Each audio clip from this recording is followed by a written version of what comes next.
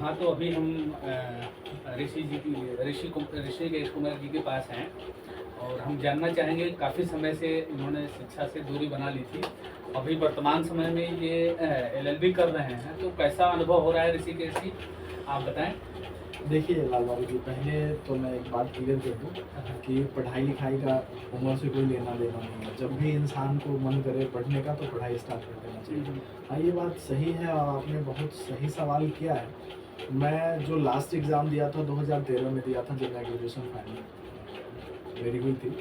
अभी लगभग 9 साल बाद मुझे फिर से मन में ये हुआ कि थोड़ा और पढ़ाई करना चाहिए, तो हमने एलएलबी में एडमिशन लिया है। तो अभी अगर बात करें पढ़ाई स्टार्ट करने की, तो बहुत मुश्किल नहीं लग रहा है। हाँ, ये सच्चाई है कि उम्र बढ़ने के हिसाब से इंसान पे ज़िम्मेवारी बढ़ जाती है, इंसान अपने रोज़ी-रोज़गार में, व्यवसाय में व्यस्त हो जाता है। लेकिन मैं ये सब चीज़ों को बहुत अच्छे से मैनेज कर पा रहा हूँ और मैंने 2 सेमेस्टर का एग्ज़ाम भी दे दिया है, अभी दूसरे सेमेस्टर का रिज़ल्ट आना है।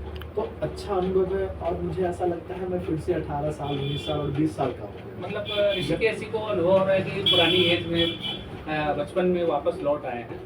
तो मैं जानना चाहूँगा कि पढ़ने का अनुभव, जो अभी वर्तमान में आप पढ़ाई कर रहे हैं, तो अनुभव कैसा रहा? देखिए, जहाँ तक अभी की पढ़ाई की बात करेंगे तो सही मायने में जो पढ़ाई हो रही थी वो तो उसी समय हो रही थी जब मैं कंटिन्यू पढ़ाई कर रहा था।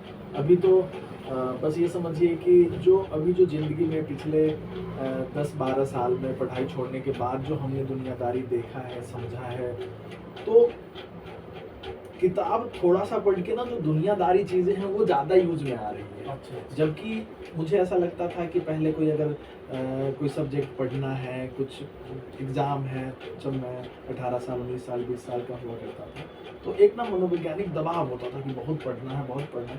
अभी इस उम्र में उतना ज़्यादा दबाव नहीं महसूस करता हूँ।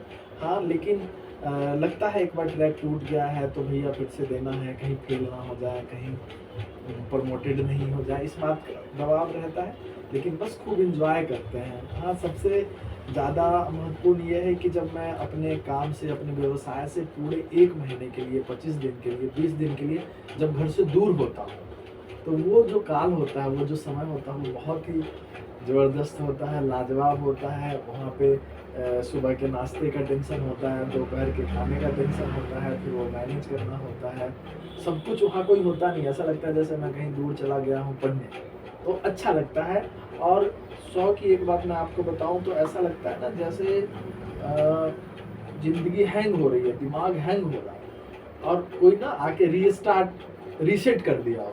तो जब भी जाते हैं तो एकदम रीसेट होके फ्रेश होके आते हैं और जब भी वहाँ 1 महीना होते हैं तो ये सोचते हैं कि भैया अब क्या करना है, क्या नहीं करना है। ये बात और है कि आके उसको धरातल पे नहीं उतार पाते हैं या कुछ हद तक ही उतार पाते हैं, लेकिन प्लानिंग करने का बहुत अच्छा साधन है कि हर 6 महीना पे एक बार 1 महीने के लिए गायब हो जाते हैं, चले जाते हैं प्रयागराज, वहाँ एग्ज़ाम की तैयारी करते हैं, एग्ज़ाम देते हैं। तो कुल मिला के हम अगर बताएँ आपको तो बहुत अच्छा रहा है, बहुत बढ़िया रहा है और मुझे लग रहा है अभी 2 साल और बच रहा है हम लोगों का पढ़ाई, तो उसमें भी जो आने वाला समय है बहुत तो लाजवाब शिक्षा होगा। मतलब शिक्षा का जो अनुभव रहा है, बड़ा अच्छा रहा है ऋषिकेश जी का।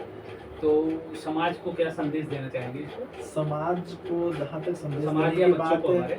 तो पहले तो मैं बच्चों से शुरू करता हूँ और बच्चे आने वाले भविष्य में समाज के बहुत महत्वपूर्ण अंग हो जाते हैं। तो मुझे ऐसा लगता है जब उनकी पढ़ने की उम्र है तो बहुत मन लगा के पढ़ें और जनरली बच्चे पढ़ाई के मामले में अपने मम्मी-पापा को बेवकूफ़ बनाते हैं। तो वो नहीं बना, बहुत सीरियस हो। वो भली 12वीं क्लास तक पढ़ाई करे लेकिन दिल से करे। पहली बात तो बच्चों के लिए हो गई। दूसरी बात कि कोई भी अगर पढ़ना चाहे तो कभी भी, किसी भी हालात में पढ़ने की शुरुआत कर सकता है। इसके लिए बहुत पैसे की ज़रूरत नहीं है और बहुत समय की भी ज़रूरत नहीं है। जैसे भी रोज़मर्रा ज़िंदगी में इंसान संघर्ष करते हुए नौकरी कर रहा हो या बिज़नेस कर रहा हो, उसको अगर मन में है ऐसा कि पढ़ाई करना चाहिए, तो उसको करना चाहिए। और कई बार तो हम ऐसा भी देखते हैं कि घर में आप नहीं पढ़ना चाह रहे हैं लेकिन आपका घर में चल रहा है, घर के आप गार्जियन हैं और दूसरे लोगों को आप अगर वो पढ़ाई करना चाह रहे हैं तो आप बाधा उत्पन्न करते हैं कि नहीं अब क्या पढ़ना है। तो हम वैसे जो घर के हेड होते हैं उनसे ये मेरा निवेदन होगा, विनम्र निवेदन होगा कि अगर आपके फैमिली में कोई भी हो, चाहे वो बहू हो चाहे वो शादीशुदा बेटा हो, कोई भी हो, अगर पढ़ना चाहे तो उसको सपोर्ट करना चाहिए और उसको और प्रेरित करना चाहिए कि पढ़ो, जो होगा देखा जाएगा, तो पास ऋषि करेगा तो भी ठीक है, नहीं करेगा तो भी ठीक है, पढ़ाई करो। तो ऋषिकेश जी का शिक्षा के प्रति रुझान और समाज को दिया गया जो वक्तव्य है वो काफ़ी उत्साहवर्धक है। मैं चाहूँगा कि इसी उत्साह के साथ समाज और परिवार और देश को ये अपनी उन्नति की गाथा बताते रहें और इनसे जो लोग प्रेरित हों वो शिक्षा के प्रति इसी तरह, इसी रुझान के साथ और इसी उत्साह के साथ जुड़े। इन्हीं बातों के साथ राम राम।